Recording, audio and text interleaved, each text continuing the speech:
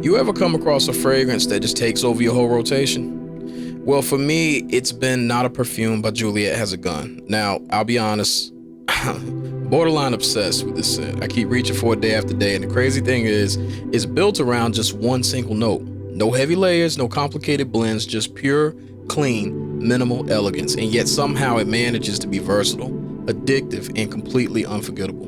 So today I'm breaking down why this fragrance has me hooked and why it might just do the same for you. Stay tuned.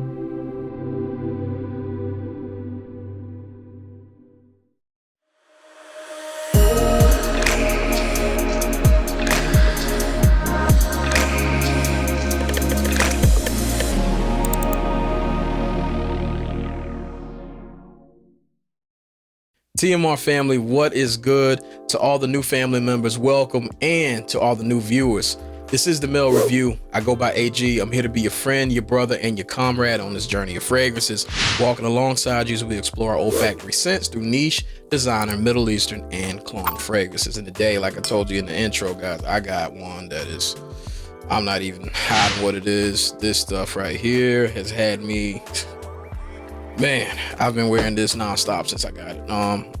I've had to make myself wear something different. So let's go ahead and talk about it, guys. This is from the company Juliet Has a Gun. Now, Juliet Has a Gun, I know some of y'all out there like, Juliet Has a Gun. Juliet Has a Gun normally does, I think more feminine fragrances, fragrances for women, or just more feminine smelling fragrances.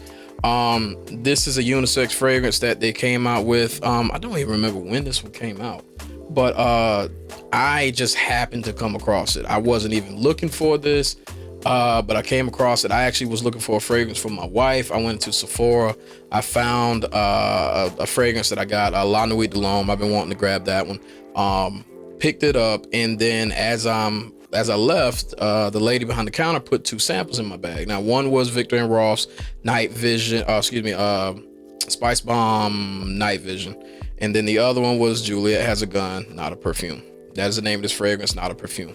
I got home and sprayed it, and I couldn't stop smelling it. I just kept smelling my wrists and so on and so forth. My wife smelled it on me, and she was like, oh. So that's a really good test for me. My wife is very picky about fragrances. She absolutely loves it on me.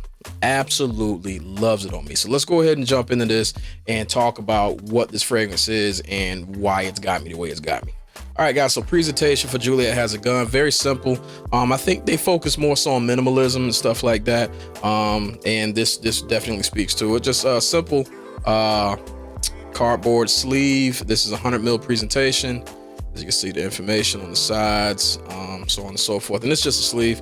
Slide, let's see, slide out. Just slides off. And then on the inside, we have a foam piece, opens up, and that's where your bottle sits right there. So really simple, minimalist design. I like that, really cool. And then we have the bottle here. So we have just a white kind of glass bottle. Now the cap is really nice. You can tell that there's a lot that's going into this one. It's not a cheaply made fragrance. Even if it's minimal, it's not a cheap fragrance or a cheap process to make this. So nice heavy cap on this one.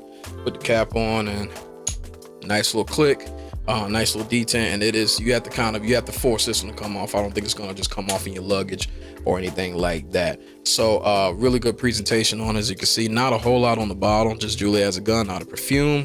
Just turned around, there's not really anything else. There is kind of like this white I don't know, almost like what you would think, like pinstriping, when people do pinstriping on cars and stuff.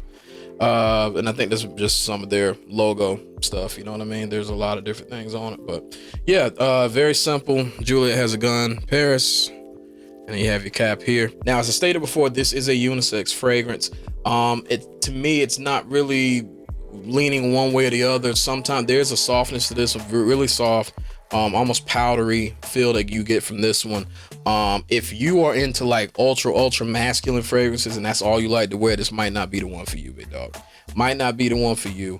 It's not an ultra masculine fragrance, but it's one of those, I feel like if you are solid in your masculinity and who you are, my masculinity is intact. Like, you know what I mean? I've seen very masculine dudes pick up, wear, I know some masculine guys that wear fragrances that are marketed towards women. You know, it's not even unisex, but they still wear it. So if you like really masculine fragrances, this might not be the one for you. And as I stated, this one is at Sephora, so go test it for yourself. Unless you just want to blind buy, do it at your own risk. I'm just saying it is at Sephora. You can go and actually test this one out and see if you actually like it or not. So this one to me does sit kind of straight up the middle. There's certain elements that I feel could be looked at as more feminine than anything, but for me, I love this one, absolutely. Now, note breakdown on Not a Perfume is very simple, simply because there's only one note. It is made off of the note Cetilox. Now, what is Cetilox? Cetilox is a type of ambroxan. What's ambroxan, you may ask? Because a lot of people do talk about ambroxan, you know what I mean, when we do these reviews. Oh, it's got the note of ambroxan. Oh, I really smell the ambroxan in this one. So ambroxan is a lab created molecule that's used in fragrances, and it's more so supposed to mimic the smell of ambergris. Now, ambergris, what is ambergris? Ambergris is a wax, and I'm getting this from Google, a waxy substance from the digestive system of sperm whales, and it was formed to protect the whale from indigestible matter like squid beaks.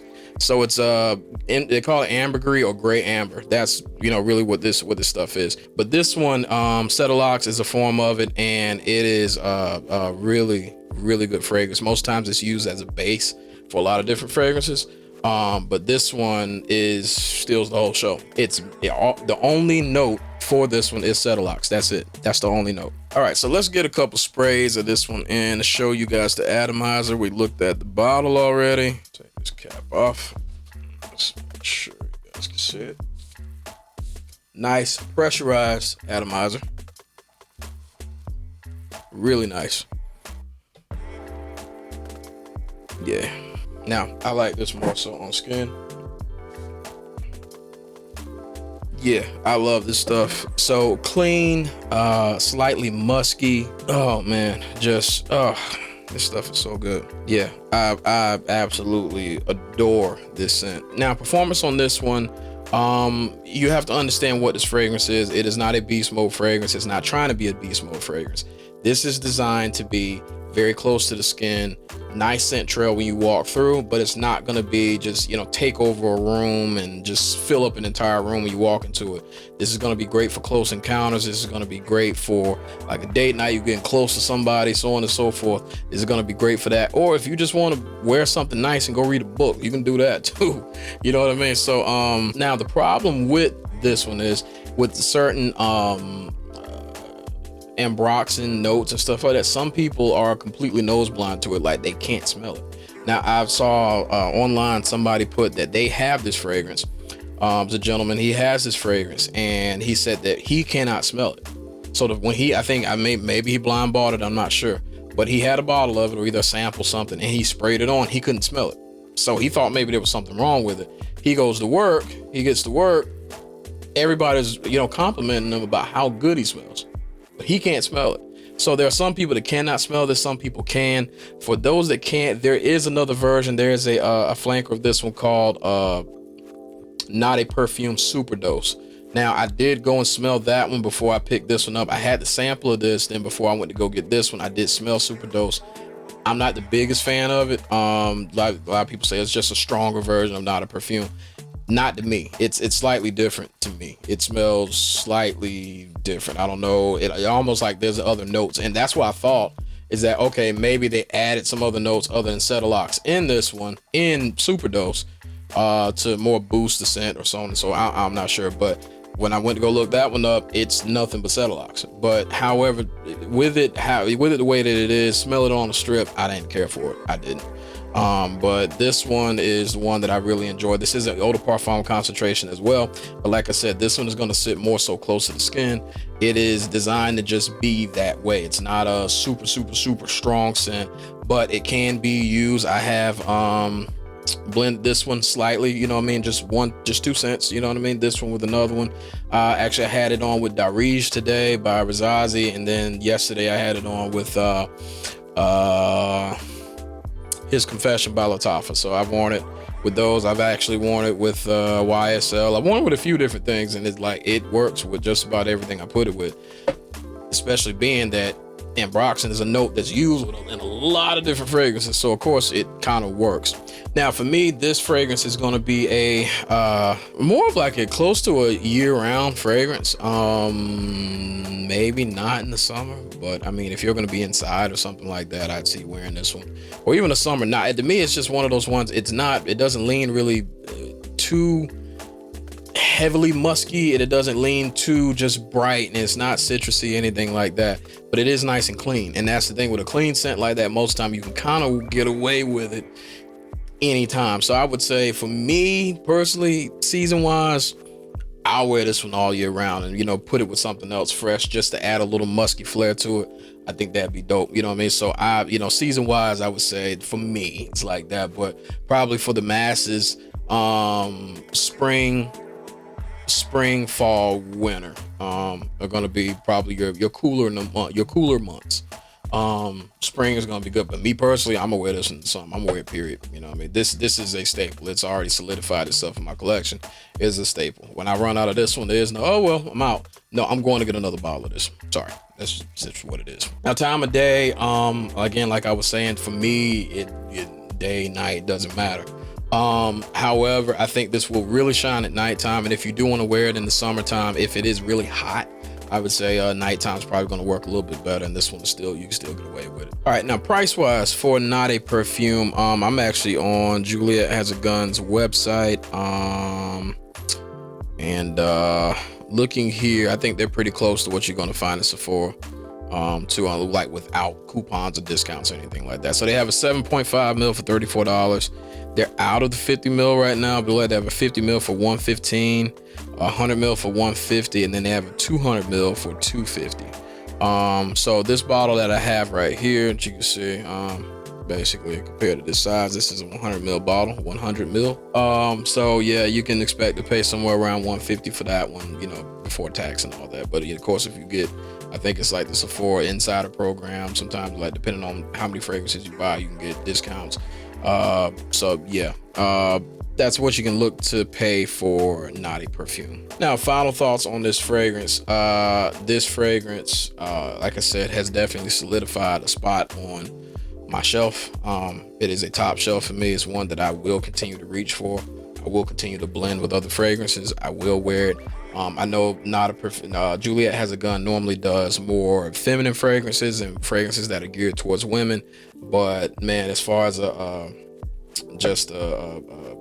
nice unisex, clean, fresh, inviting, warm, musky fragrance, they knocked it out the park with this one for me. So yeah, definitely, like I said, solidified a spot on my shelf. I will wear this one and continue wearing this one. So from the house of Juliet Has a Gun, guys, this is Not a Perfume.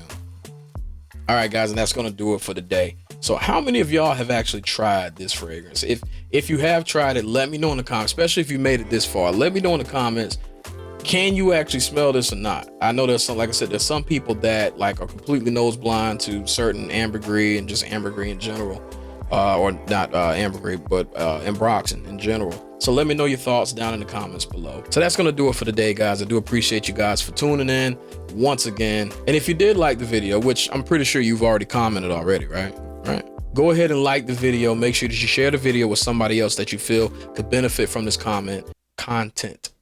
Goodness gracious. And also make sure that you consider subscribing if you haven't already, become a part of the family, and invite somebody else to become a part of the family too. So again, guys, that's going to do it for today. I do appreciate you for tuning in, and until the next one, this is the Mel Review. I go by AG, and remember to always stay distinctively unique.